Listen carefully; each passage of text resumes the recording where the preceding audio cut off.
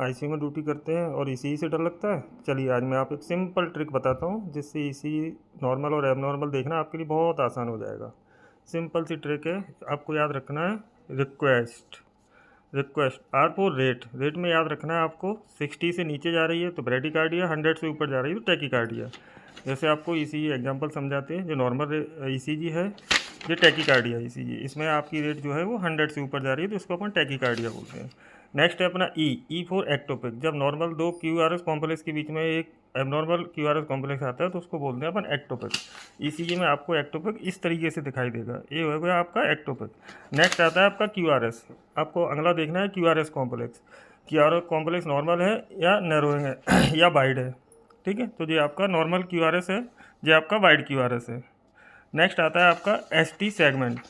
अब आपको देखना है एसटी सेगमेंट इस तरीके की ईसीजी है तो ये नॉर्मल एसटी सेगमेंट है, और यदि टी आपकी टॉल हो गई है तो ये नॉर्मल एबनॉर्मल एसटी सेगमेंट है, इसमें आपको हार्ट अटैक एमआई बोलते हैं।